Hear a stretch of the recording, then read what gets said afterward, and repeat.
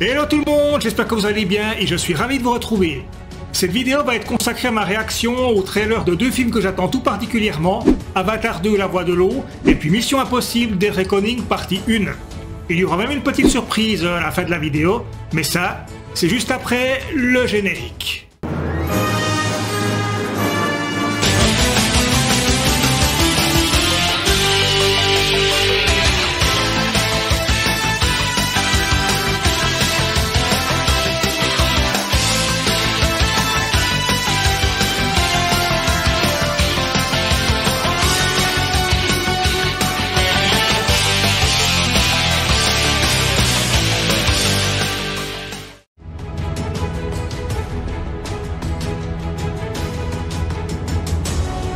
Je sais, le trailer d'Avatar 2 est sorti il y a plus d'une semaine, et puis certains parmi vous pourraient peut-être me dire que ça sort un peu tardivement, que beaucoup d'autres l'ont déjà fait, etc.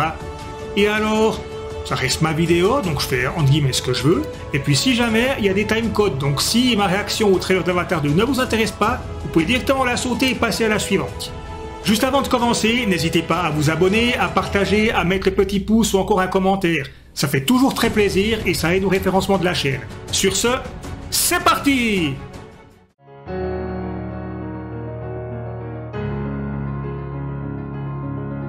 Avatar 2, La Voix de l'eau, c'est tout simple, c'est le film que j'attends le plus cette année. Alors j'adore James Cameron, j'ai vu tous les films qu'il a réalisés, excepté Piranha 2, un film que lui-même renie, donc dans l'ordre, ça donne Terminator, Aliens le Retour, Abyss, Terminator 2, True Lies, Titanic et Avatar. Alors oui, il n'a pas fait que ça, il a aussi réalisé quelques documentaires, notamment un que j'avais vu qui était sur le Bismarck, donc une épave de la Deuxième Guerre mondiale. Il a aussi été scénariste, notamment pour Rambo 2, La Mission, ou aussi pour le film qui était réalisé par sa femme, enfin, sa femme à l'époque qui depuis est son ex-femme, donc Catherine Bigelow. Donc il a écrit le script de Strange Days.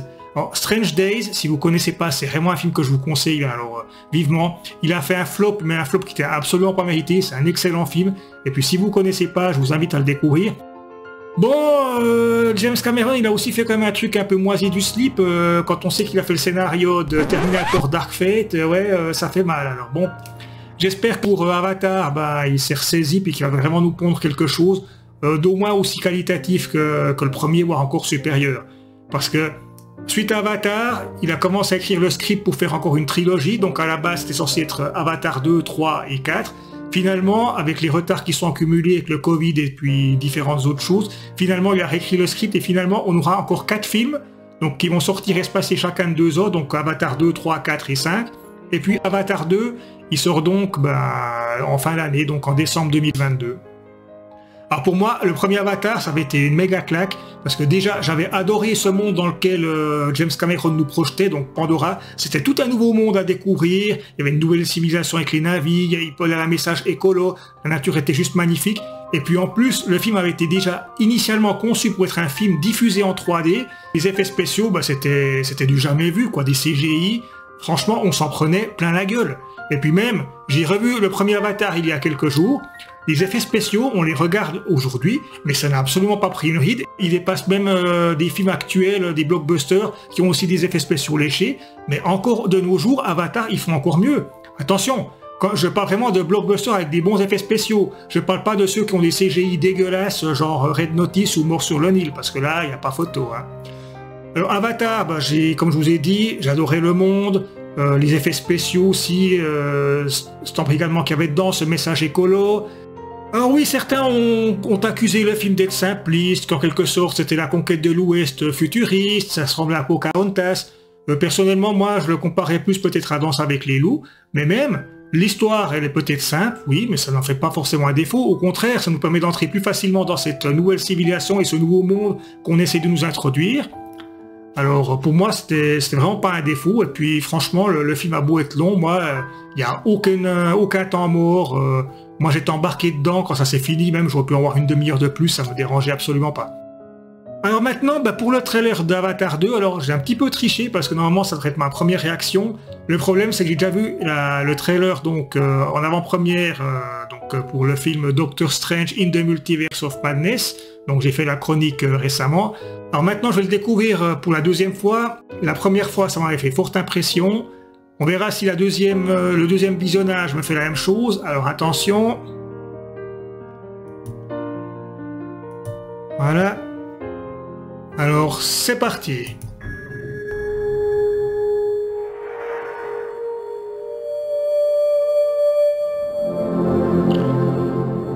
Ah ouais. Toujours aussi beau. Les premières images en tout cas.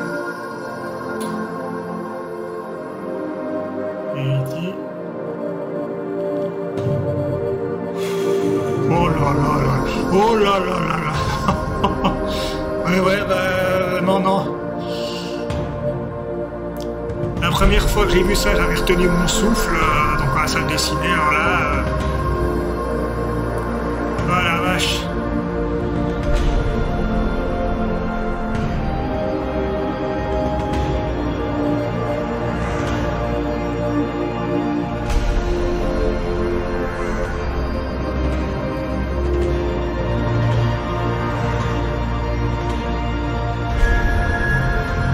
En tout cas, il y a de nouveau le retour des humains, alors que d'après le premier, ça devait être fini. Une chose est sûre. Où que nous allions, cette famille. Ouais, il y a un humain avec Jake.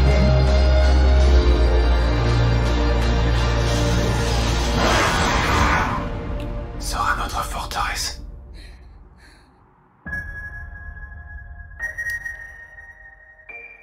Waouh, oh là là, oh là là là là.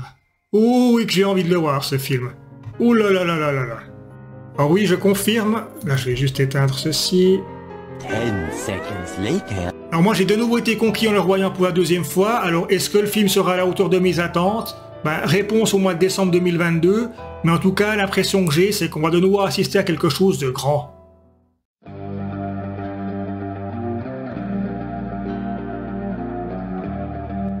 Quand on parle de films d'action, la meilleure saga à l'heure actuelle, en tout cas en ce qui me concerne, ben c'est la saga Mission Impossible. Et puis le nouveau volet, donc Mission Impossible 7, ou plutôt Mission Impossible Dead Reckoning partie 1, car oui c'est la partie 1, et sortira en juillet 2023. Alors c'est la première fois que ça arrive, ça, donc il y aura la partie 1, la partie 2. Je sais pas ce que ça donnera, en tout cas moi les Missions Impossibles dans leur globalité, je les ai tous appréciés. Il y a même des excellents. Alors, le premier, excellent. Le deuxième, ça par contre, ça tire plutôt du côté du navet, quoi. C'est vraiment l'épisode que j'apprécie pas du tout. Alors je sais pas, pourtant j'aime bien John Woo, mais là, ça passe juste pas. Le troisième, c'est peut-être un de mes préférés. Le 4, légère baissée de rythme. Cinquième, un peu mieux. Et puis sixième, donc Mission Impossible Fallout. En tout cas, avec le 3, c'est mon Mission Impossible préférée. En ce qui concerne Tom Cruise, bah, l'actualité est assez chargée. D'ailleurs, aujourd'hui sort normalement Top Gun Maverick, un film que je pense aller voir, alors que le premier Top Gun, bah, si on enlevait les avions et puis la musique très rock, disons, le film, je trouvais cuculapraline, le scénario qui tient sur un timbre-poste, ça glorifie l'US Air Force, blablabla. Et puis là, bah, en ayant vu la bande-annonce, ça m'a vraiment donné envie de le voir. Peut-être que là, ça sera juste le côté spectacle. Peut-être que là aussi, le scénario, il tiendra sur un timbre-poste, j'en sais rien. Mais bon, là, je digresse. Actuellement, donc on va parler de Mission Impossible 7, ou Mission Impossible Dead Reckoning, partie 1. Alors, je n'ai pas vu le trailer, je vais le découvrir en même temps que vous. Alors, c'est parti. Là...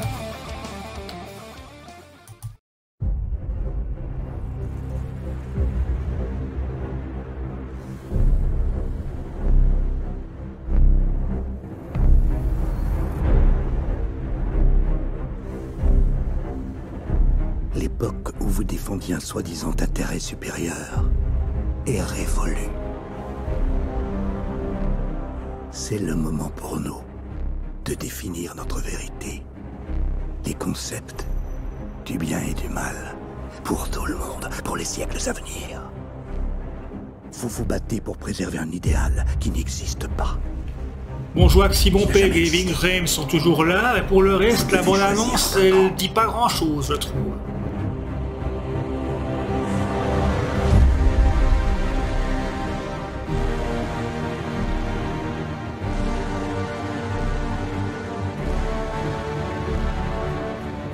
les scènes d'action, ça c'est clair. J'ai pas encore vu les gadgets ou les masques. Visiblement, la femme de Tom Cruise, enfin d'Ethan Hawke est de retour. Ici.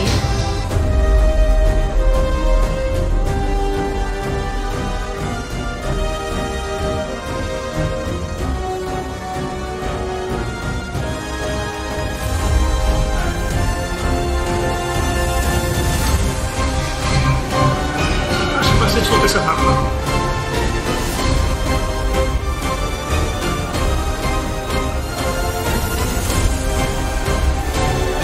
Il y a un petit rappel des premiers épisodes avec le train là. La cascade, c'est le seul truc que j'avais vu.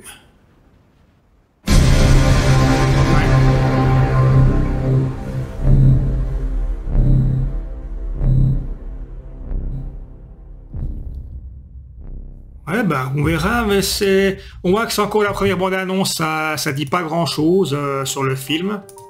Alors voilà, j'éteins. Alors bon, j'ai vu que le casting, en tout cas, il y a toujours les acteurs, on va dire, iconiques. Simon Pegg qui est là depuis, je crois, l'épisode 3, si j'ai pas de bêtises. Bon, Wayne Graham, ce qui est dans tous les épisodes. À un moment, j'ai cru voir la femme de Tom Cruise, celle donc qui se marie dans l'épisode 3. Finalement, je suis pas très sûr, quoi. En tout cas, c'était un visage assez ressemblant.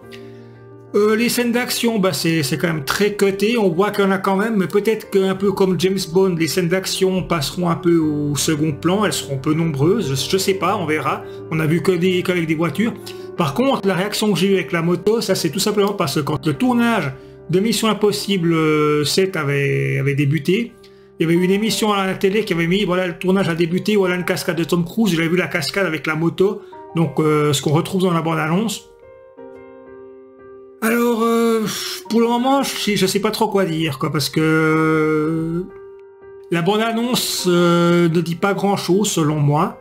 Alors, je doute pas que le film il sera très bien, etc. Enfin, normalement, jusqu'à présent, à part l'épisode 2, j'ai jamais été vraiment déçu. Les épisodes ont été bons, voire même excellents, pour certains.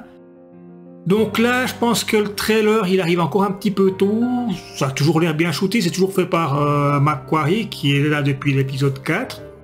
En tout cas, déjà, j'ai pas l'impression d'assister à une bouse quand je vois le trailer de Mission Impossible, mais pour le moment, il faut que j'en vois plus pour un peu mieux sentir le film et puis voir qu'est-ce qu'il va nous apporter, justement.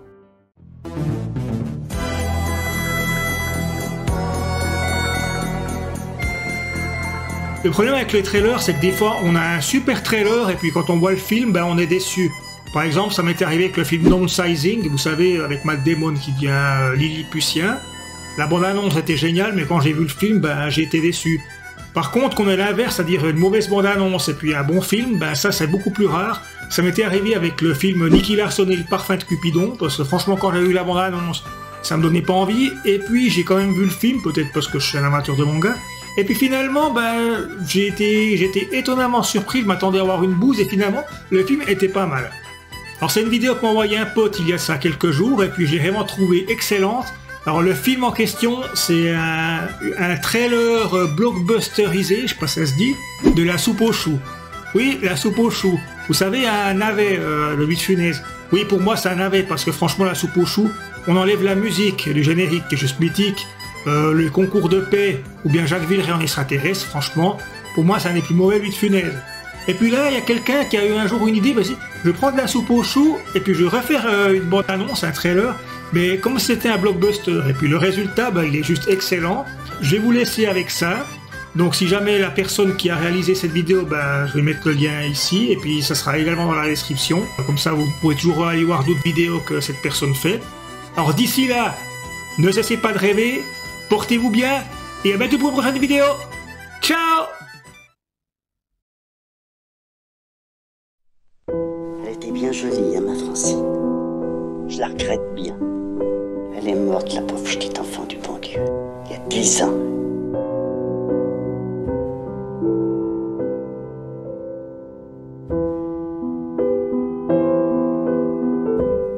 Maintenant, mon 6-6, il n'y a plus de valse brune. Il n'y a plus que 2 chevaliers, cons comme la lune, sous la lune.